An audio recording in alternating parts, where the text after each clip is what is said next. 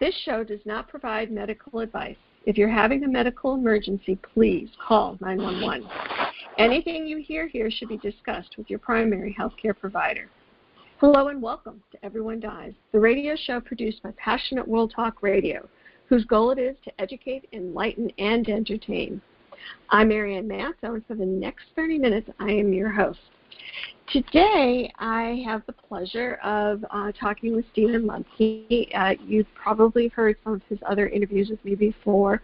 I tend to, find people that I really like, and I just keep interviewing them until they tell me to go away. And Steven has not yet told me to go away. No, I haven't. Thank you for that. So if you remember, Steven was diagnosed with IPF and had a double lung transplant 5 years ago. And so we've been interviewing him, learning about, first about IPF and then about how to get a lung transplant and then about getting the lung transplant and then about how to recover from lung transplant. But today we're going to leave his lungs alone for a little while and talk about fatigue. So welcome, Steven. Well, it's so good to be here today. I appreciate that. So, fatigue is, I jokingly said to Steven, you must know something about fatigue because there's really all of the symptoms that can come with chronic illness. Fatigue is a pretty universal one, and it can be associated with having surgery for any reason, be associated with having kids. It can be associated with depression. It can be associated with low blood counts. It can be associated with anything. So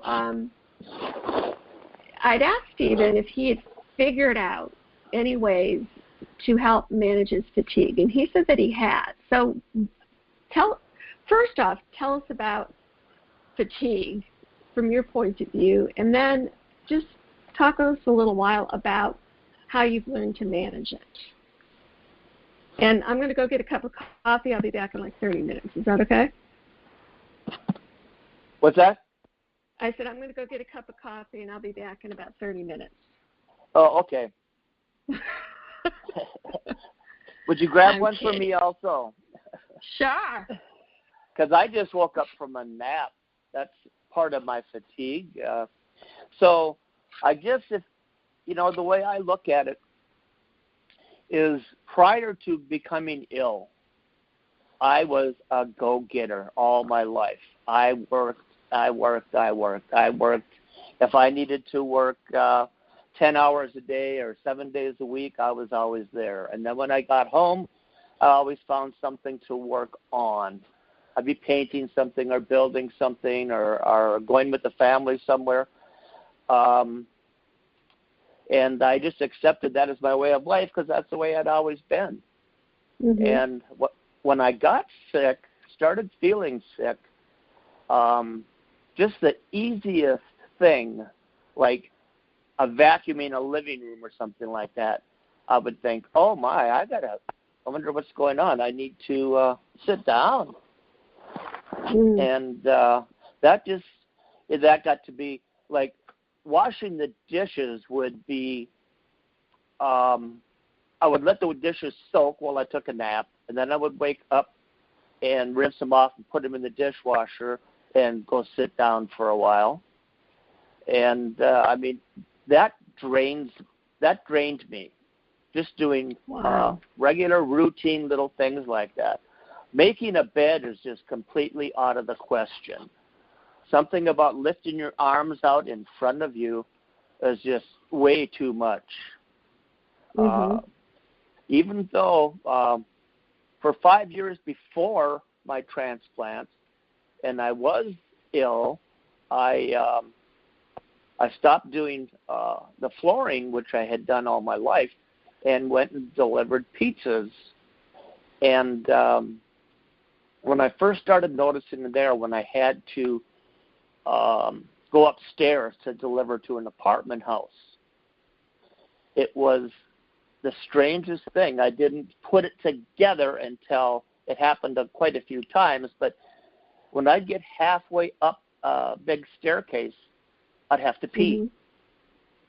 Mm-hmm. And so then I noticed that only time I got that feeling when I was going up staircases, because it happened to be like 15 times. And so I thought, well, this is weird. This is all before I was had gone to the doctor at all. And so then I started noticing that I was taking naps in the middle of the day, which I had never done. And the feeling isn't like, oh, I'm tired, I should have slept longer last night, or I should have went to bed earlier. It isn't that kind of feeling. It's a kind of feeling like you could fall asleep standing up. Mm-hmm. And it was scary sometimes towards the end before I was diagnosed. I was scaring myself to even drive. Oh, yes. That can be very scary. Because I would catch my oxygen up to the brain, and you can just literally just go right to sleep. Right. I mean, just going across town. I'm not talking about a long extended trip, where, you're getting dazzled by the road or something. Just driving across town, I would be so tired, I'd have to roll the window down, stick my head out the window, and when I got to where I'm going, I would think, my God, how did I get here? Wow. I remember even calling my daughter one night and say, I'm going to come home. I'm across town, but if I'm not there in about 30 minutes, would you, call me or something, because I don't remember how I got here, and it's pretty scary. Wow. And so, I mean, the lack of oxygen does a lot of damage that you don't even realize at the time. Mm-hmm. I had noticed also that I would always get some kind of a rash, like around on my face, like around my chin. Mm-hmm. What was that from? And I went to the doctor. They didn't find anything wrong. I asked, pharmacists, and every time I make a doctor's appointment, of course, that day wouldn't happen. Huh. And after a few months of that happening once a month, it started happening like once a week, and then it became a permanent thing. And by that time I was diagnosed, I was on oxygen, and after I was on the high doses of oxygen, that rash went away. Huh. And so it's, I don't know, has something to do with the lack of oxygen, just like when my fingernails became clubbed and purple and my lips were blue. That's the same thing, I think. It just happened to be on my face also. That's really interesting. I worked hard all my life. I was always working with my hands, lifting, getting up and down, pounding, and I ached. My hands, my wrists, my elbows, my shoulders, my neck, my back, every joint just ached all the time, and my hands especially. I mean, they just were. I went to the doctors about that, and they said, well, you don't have arthritis. You're just wore out from working hard all your life. Your joints are just like a tool. You keep working it, then eventually they're going to wear down. And so I was But you were young. It's not like you had, I mean, you were only, in your 50s during this, Yeah, right? I was in my 50s, yes, yeah. And so I just took aspirin and sucked it up. And when I started on the oxygen, I noticed that got much better. Mm-hmm. And after right. I Well, had we need to have. I mean, because associated with your disease, you had low oxygen levels.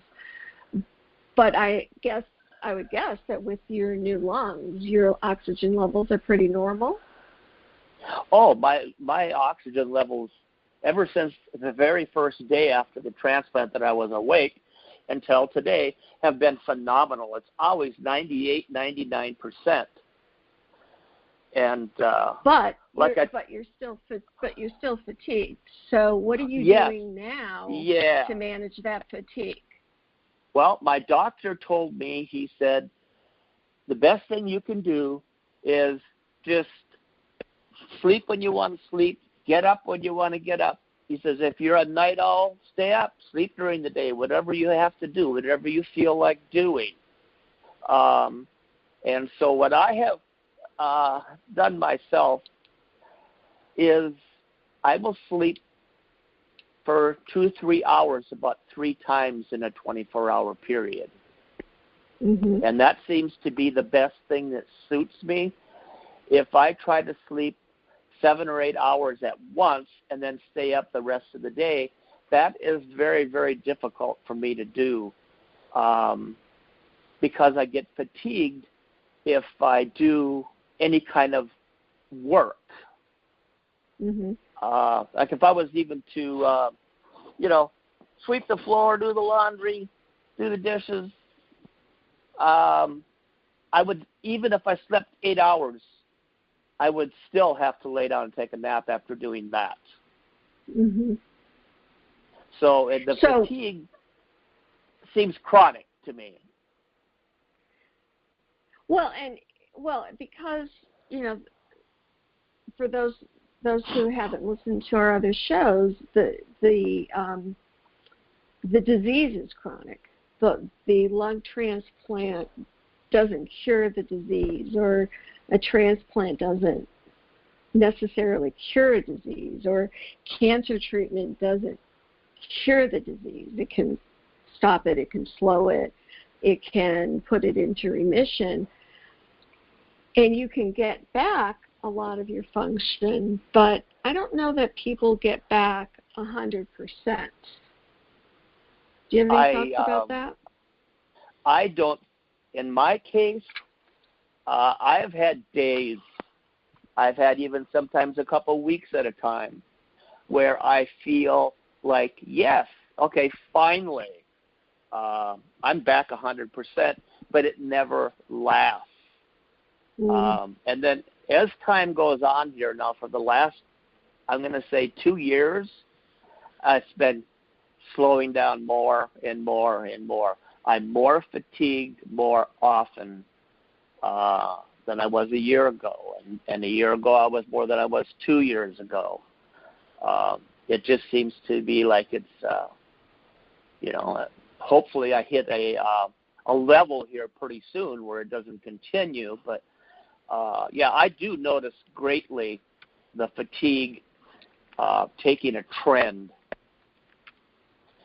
And like as you said, that this is not a cure. The first few months of my transplant were fantastic. And then I did some pulmonary testing for a regular scheduled appointment, and it was quite low compared to what it had been. So they did a bronchoscopy and found out that I have not in the lungs, but there's a flap where the lungs are connected, to your diaphragm, that opens and shuts when you breathe, like a valve. And I can breathe in as deep as I want, just like a young kid. My lungs are wonderful. But that flap doesn't stay open when I breathe out. So I can't breathe out everything I bring in. And so that causes me some difficulties. And they said the only way they can fix that would be to put a stent in there. But they said in their experience, putting a stent in there doesn't always last. Sometimes it falls out. And then you have more trouble than just having the flap not opening. So they went ahead while it was under, and they, I think they blew it up like 3 sizes with a balloon. to open it up, and oh my gosh, I thought I was king. So give me that breath test now, man. I'll blow the bottom out of that thing, you know.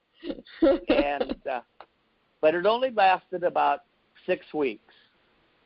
So that was one time when for about 6 weeks I was like, okay, this is what it's like to have a transplant.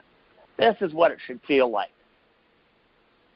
But then it's gone downhill again, and so now it's time to when I go back to the doctor in February to see if there's anything that they can do or if this is going to be my new normal, because I had that done right after transplant, so about 4 years ago, and now it's pretty bad. And I don't know if that's one of the reasons why I'm getting so fatigued, but anyway, it's all related to the transplant. Right. Right, which if, there's the irony, right? Without the transplant, you would have died. With the transplant, it's like you're hoping for perfection, but it's not perfection. Oh, no, it's not. Of course, I mean, it's wonderful to be alive. I've gotten 5 years so far of extra life. And, but I hear people, I belong to a couple different groups, lung transplant groups, and a couple of them online, and people are always asking questions. When does this stop? Is this normal? How come this hurts? And I just want to tell them, but I don't want to discourage them, that, you know what? This is not a cure. You're going to have side effects. There's a lot of stuff that you just have to deal with. You have to accept that you're alive and you're breathing. Right. And I think also part of the myth that people have is that, they're going to be feeling like they felt before they got sick, not taking into consideration that 5, 6, or 10 years have gone by. And in that period, even without the disease, you would be aging and things would be changing anyway. I find that often with my patients. It's like they don't take into account the normal aging process that has occurred along with the progression of their disease.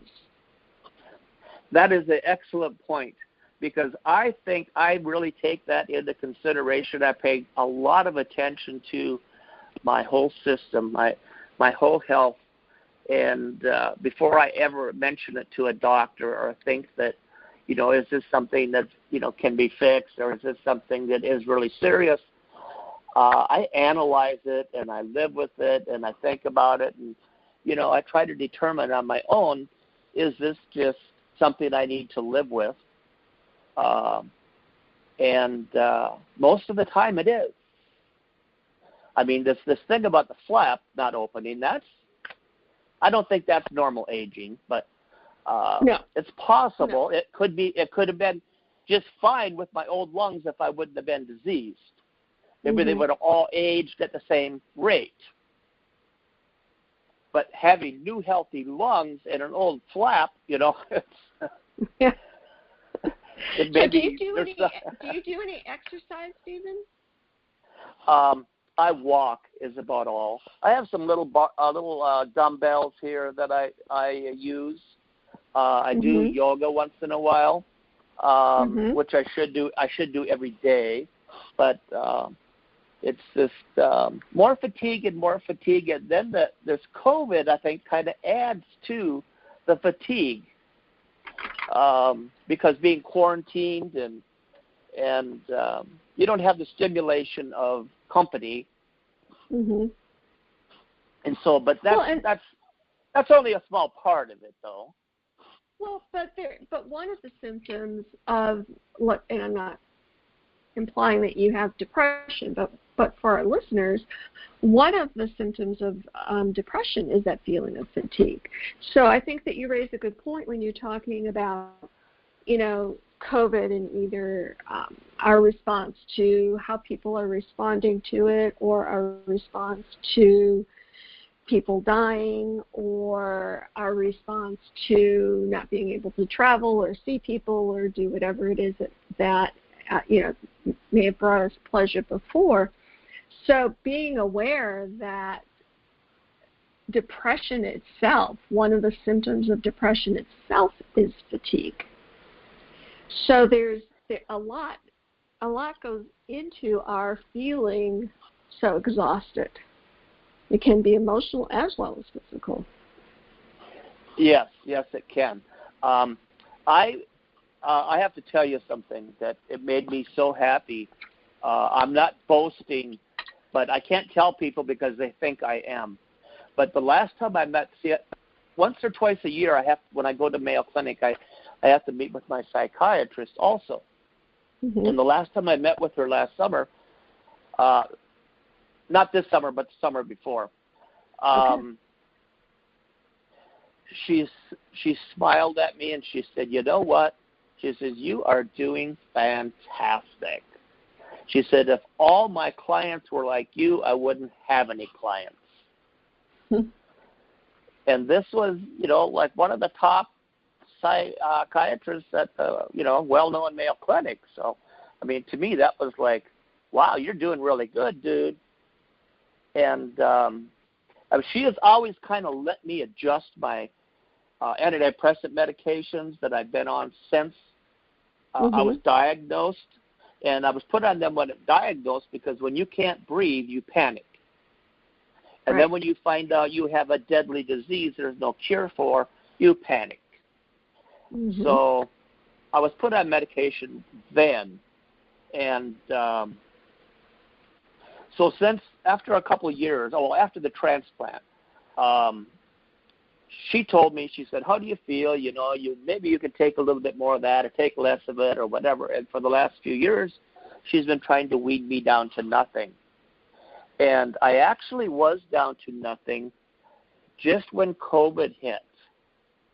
Mm. And so then I started on my own again because I've been doing this again for so long that I'm so aware of myself I can adjust it to how I evaluate myself.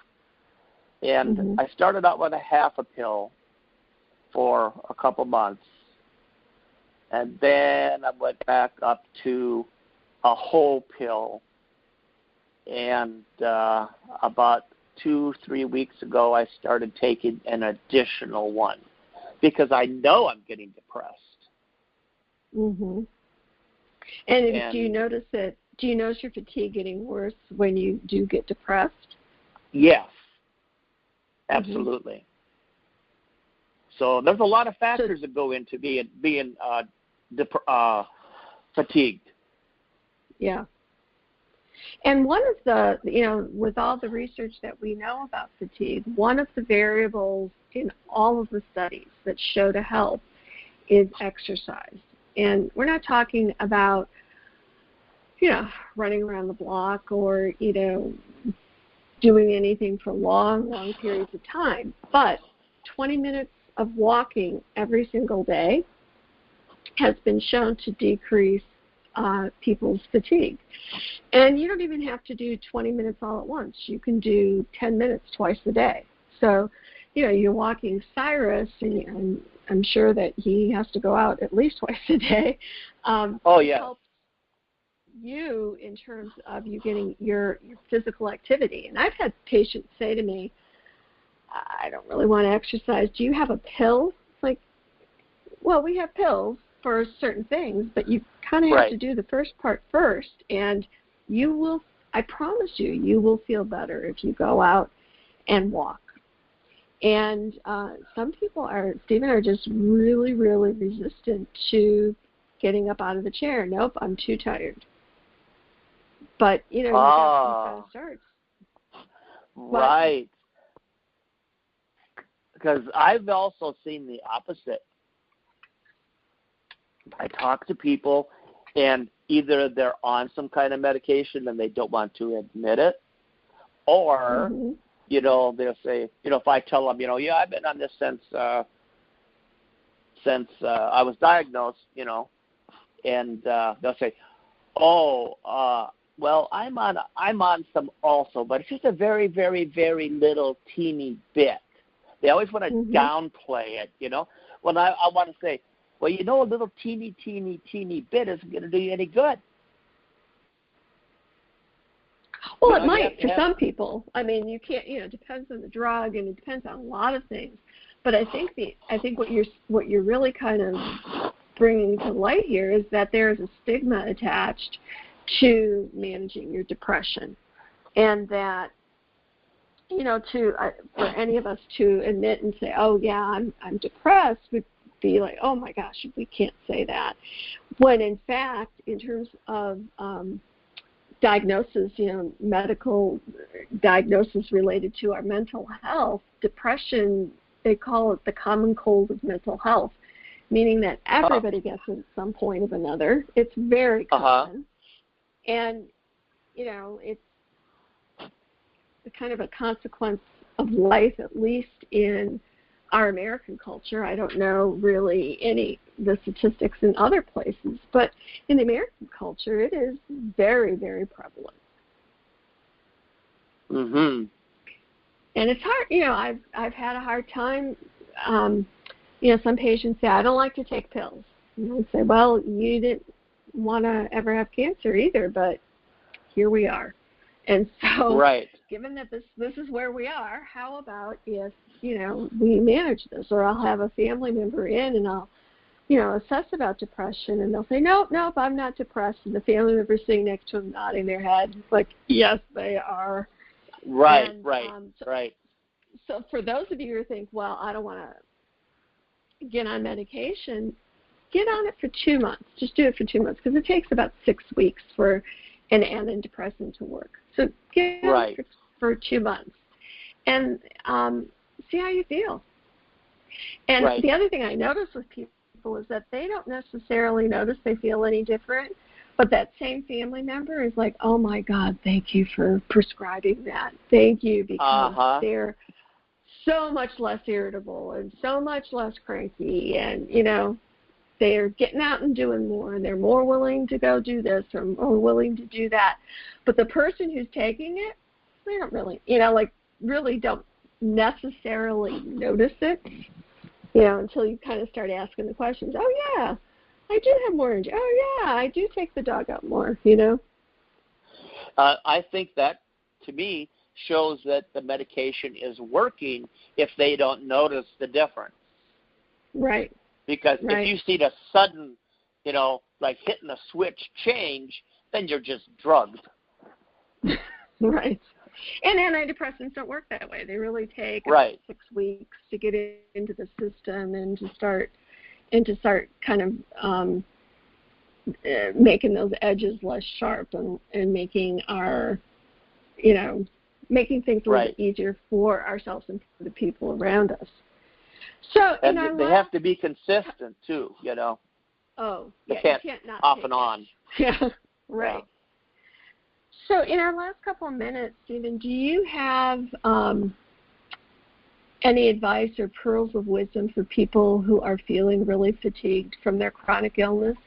What would you, anything you ever really wanted to tell people, you can say it now.